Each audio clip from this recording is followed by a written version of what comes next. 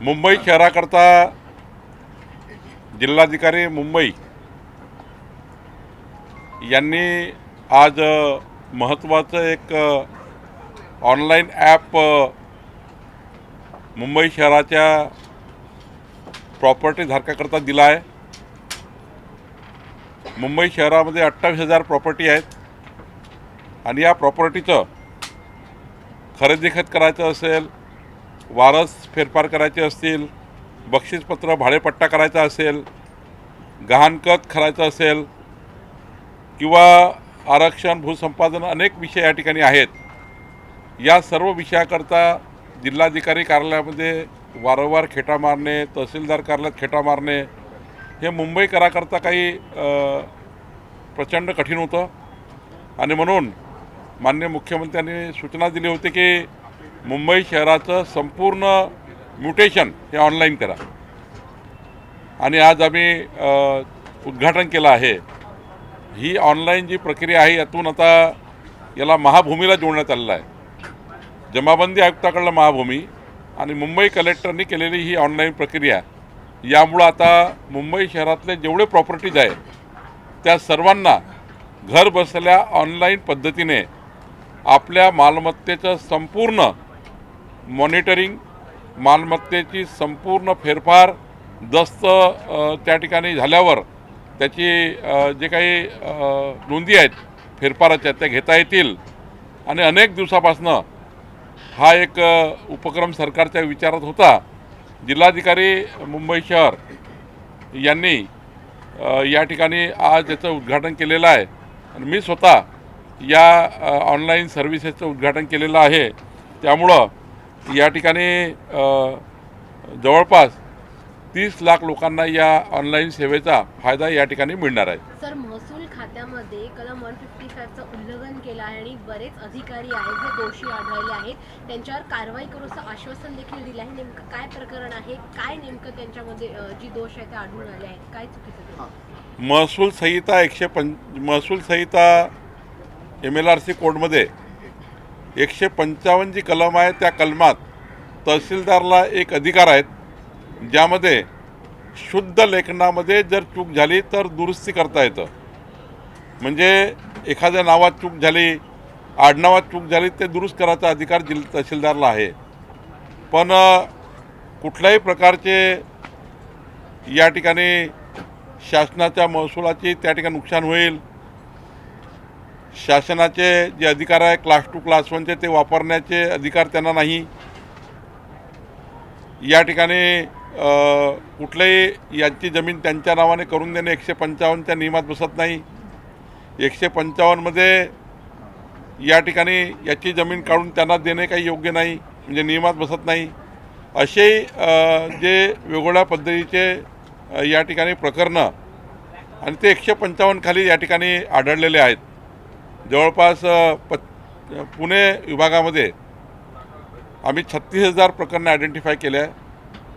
त्यामधले जवळपास 3,000 प्रकरणं आम्ही तपासले। जवळपास 500 प्रकरणामध्ये गंभीर दोष आढळून आलेले आहेत। विभागीय आयुक्त नाशिक यांनी ची कमिटी आम्ही तयार केली होती आणि या कमिटीने हा संपूर्ण रिपोर्ट शासनाला दिला आहे। त्यामुळे गंभीर दोष त्यावर काय कारवाई करावी ही शिफारशी आहेत। जे त्या ठिकाणी काही बाबी ज्या आहेत त्या दुसऱ्या प्रकारच्या आहेत, 3 प्रकार आम्ही याच्यात केलेले आहे आणि आज सभागृहामध्ये विधान परिषदेमध्ये या लक्षवेधीमध्ये ॲक्शन टेकन रिपोर्ट आम्हाला करायचा आहे। तर मी सांगितलेलं आहे की पुढच्या अधिवेशन संपण्यापूर्वी या प्रकरणामध्ये ॲक्शन टेकन रिपोर्ट ज्या ज्या अधिकाऱ्यांनी चुका केल्या त्यांच्यावर काय कारवाई होईल, ज्यांनी प्रचंड या ठिकाणी उत्मात केलेला आहे या अधिकाराचा वापर करून त्यांच्यावर काय कारवाई होईल आणि आता शेवटी या राज्याच्या जवळपास जर संपूर्ण महसुली विभागाचा विचार केला तर फक्त पुणे विभागाची चौकशी केली आहे। मग नाशिक विभागामध्ये असे किती प्रकरणं आहेत, मराठवाडा, विदर्भ आणि कोकणामध्ये असे किती प्रकरणं आहेत, याचाही तपास पुढच्या 3 महिन्यामध्ये विभागीय आयुक्ताची समिती करणार आहे। आता पहिला तपास फक्त पश्चिम महाराष्ट्राचा झालेला आहे, तेही 3,000 प्रकरणात झाला आहे। 36,000 प्रकरणं पुन्हा तपासायची आहेत आणि त्यामुळे यामध्ये जे काही अधिकारी आहेत त्यावर काय कारवाई करायची याच्याबद्दलचा शासन निर्णय करणार आहे. पण एकंदरीत मागच्या 5 वर्षामध्ये म्हणजे मी मंत्री होण्यापूर्वीचे 5 वर्ष किंवा त्यापूर्वीचे अनेक वर्ष या काळामध्ये हे या ठिकाणी अधिकाऱ्यांनी हा दुरुपयोग केलेला आहे. यावर योग्य कारवाई सरकार करणार आहे. ॲक्शन टेकन रिपोर्ट मी सभागृहामध्ये सादर करणार आहे. सर, तुम्ही जे आता 3000 प्रकरणांचा उल्लेख केला पुण्यातल्या, त्याच्यामध्ये मग जे अधिकारी दोषी आढळले त्यांच्यावरती काही आता या अधिवेशन दरम्यान कारवाई अधिवेशनाच्या संपण्यापूर्वी संबंधित जे अधिकारी आहे जे 155 मध्ये ज्यांनी अशा चुकीच्या पद्धतीने अधिकाराचा दुरुपयोग करून या ठिकाणी कितीतरी लोकांना छळलेला आहे आणि आता तर शासन निर्णय करता की 155 मध्ये ज्या चुका केल्या आमच्या अधिकाऱ्यांनी त्या दुरुस्त करण्याकरता एक जिल्हाधिकाऱ्याला अधिकार देऊन हे जे प्रकरण आहे ते दुरुस्त करणे हाही एक भाग आहे. आणि त्यामुळं त्या गरीब माणसाच्या जमिनी अव्वाच्या सव्वा करून टाकल्या. कुणाचं नाव कुणाच्या नावाला लावून दिलं, कुणाचा हिस्सा कुणामध्ये टाकून दिला, कुणाची जमीन कमी करून कुणाला देऊन टाकली. त्यामुळं हे एक मोठं प्रकरण आहे आणि त्यामुळे राज्यामध्ये जवळपास 1-1.5 लाख प्रकरणं असे निघतील. कारण संपूर्ण विभागीय आयुक्त आता तपासणी करणार आहे आणि 155 मध्ये जो दुरुपयोग झाला त्याची सुमोठो दुरुस्त करण्याचे या ठिकाणी काम करावं लागणार आहे. ज्यांनी चूक केली त्यांच्यावर कारवाई करणे आणि ज्यांनी या ठिकाणी चूक केली त्याची ते चूक दुरुस्त करणे ही सरकारची जबाबदारी आहे. जेणेकरून 1-1.5 लाख परिवाराच्या प्रॉपर्टीच्या दुरुस्ती संदर्भाने हा विषय सरकारसमोर आहे आणि अधिवेशनापूर्वी आम्ही ॲक्शन टेकन रिपोर्ट देणार आहोत. सर, अवकाळी पाऊस आहे तो सुरू झालेला पाहायला मिळतोय. पुण्यामध्ये असेल, त्यानंतर कोल्हापूर असेल, धाराशिव असेल, लातूरला काल पडला. त्यामुळे बऱ्याच ठिकाणी आहे ते पिकांचं नुकसान झालेलं आहे. सरकारच्या वतीने काय नेमकी दखल घेतली? नाही, यापूर्वीच आपण मागच्याही सभागृहात आणि आत्ताही जसा अवकाळी पाऊस होतो तसाच त्याचं सर्वेक्षण झालं पाहिजे.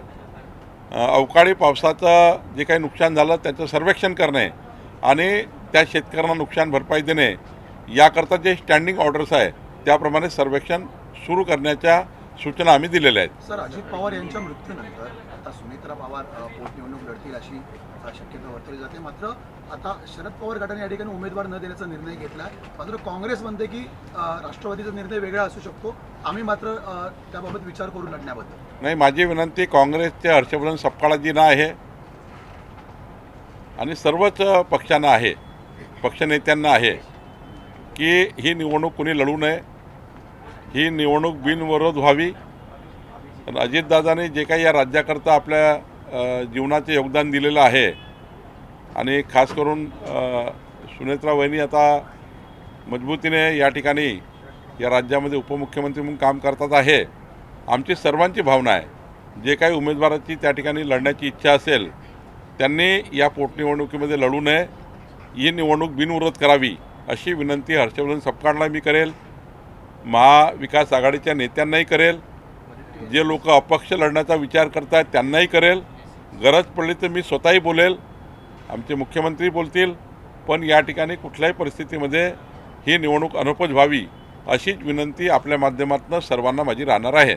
वडट्टीवार विधान करतायत. वडट्टीवारांचं असं म्हणणं आहे की मवियाकडनं जरी काही मवियाचं विधान हे नाही आहे जे सुप्रिया सुळे बोलत आहेत. सुप्रिया सुळेंचं म्हणणं आहे की आम्ही उमेदवार देणार नाही. मात्र विजय वडट्टीवार म्हणतात ते जर का उमेदवार देणार नसेल तर हे चुकीचं आहे. एकूणच आम्ही कुठेतरी विचार करू. नाही, वडट्टीवारजींनाही माझी विनंती आहे, मी त्यांना पर्सनली बोलेलही की अशा वेळी इतकं मोठं नुकसान महाराष्ट्रात झालं, अजितदादा आपल्यातून निघून गेले, त्यांची सीट रिक्त झाली आहे. सुनेत्राताई या ठिकाणी या राज्यामध्ये कारभार सांभाळतात आहे देवेंद्रजीसोबत. त्यामुळं मी सर्वांना विनंती करेल की ही निवडणूक लढवू नये.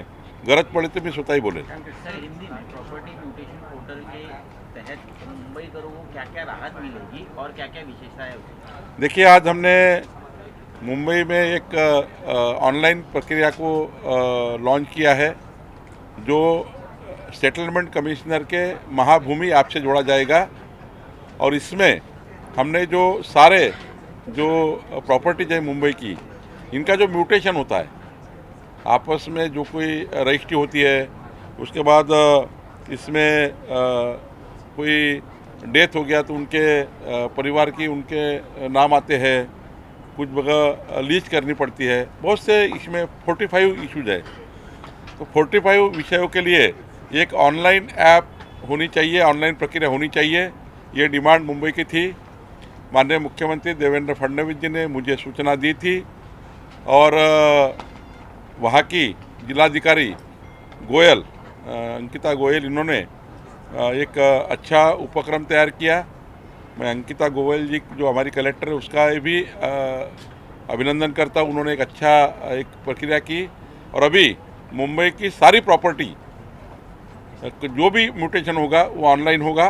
किसी को कलेक्टर ऑफिस, किसी को तहसीलदार ऑफिस जाने की ज़रूरत नहीं, सिंपल प्रक्रिया कर दी है और मुंबई के सारे जनता को ये ऑनलाइन प्रक्रिया के माध्यम से घर बैठे ही सारी ये म्यूटेशन की योजना हमने तैयार की है। हमारी रेवेन्यू डिपार्टमेंट ने, राजस्व विभाग ने इसके लिए पूरी पहल की है। मैं हमारी कलेक्टर का बहुत बहुत अभिनंदन करता हूँ और मुंबई की जनता का भी अभिनंदन करता हूँ। जितने भी प्रॉपर्टी कार्ड है, 30 लाख परिवारों का ये विषय है, ये सबको इसका फ़ायदा होगा और निश्चित रूप से एक जो ईज ऑफ डूइंग बिजनेस है, सेवा हम ही है, इसके लिए हमने जो प्रयास किए हैं इसका एक अच्छा उदाहरण मुंबई में है। जैसे विजय वडेट्टीवार ने आप ही के विभाग से जुड़ा एक बड़ा आरोप किया है। उनका कहना है कि आरेगांव में 4000 है उसे अवैध तरीके से आवंटित किया जा रहा है सरकार से और इसका फायदा मंत्रिमंडल में शामिल एक मंत्री को होने वाला है। देखिए, वडेट्टीवार जी ने आरोप लगाया, उसका मैं सभागृह में रिप्लाई करूंगा। आज तक तो कोई आवंटन नहीं हुआ है। डिमांड आई है तो डिमांड को उनको ज़मीन देना है नहीं देना है, जो कंपनी ने ज़मीन मांगी है ये निर्णय होने का है, फैसला होने का है। बट किसी मंत्री पे आरोप लगाना ठीक नहीं है। किसी मंत्री ने ज़मीन मांगी नहीं है और किसी मंत्री में इसका इन्वॉल्वमेंट नहीं है। मेरे अध्यक्षता में कैबिनेट सब कमेटी है। कैबिनेट सब कमेटी इसका निर्णय करेगी और किसानों के हित में करेंगी, किसानों के लिए करेंगे, महाराष्ट्र के हित में करेगी। एकनाथ शिंदे दिल्ली दौरे पर गए थे, ऑपरेशन टाइगर की फिर एक बार चर्चा हो रही है। उद्धव ठाकरे की शिवसेना से लगभग 7 सांसद जो है वो अब एकनाथ शिंदे की पार्टी में जाने वाले, ऐसी बात हो रही है। देखिए, मुझे लगता है एकनाथ शिंदे जी जहाँ तक दिल्ली गए वो महाराष्ट्र के डेवलपमेंट के इशू पे हर बार वो जाते हैं। तो माननीय प्रधानमंत्री मोदी से जो मुलाकात हुई, उनकी माननीय अमित भाई से और सबसे मुलाकात हुई, तो मुझे लगता है डेवलपमेंट के इशू पे ही बात हुई है। मुझे अभी भी उदय सामंत जी बता रहे थे कि 7-8 डेवलपमेंट के इशू पे बात हुई है। तो निश्चित रूप से मुझे लगता है कि पॉलिटिकल कारण नहीं होगा, डेवलपमेंट का ही कारण होगा जो एकनाथ शिंदे जी गए हैं।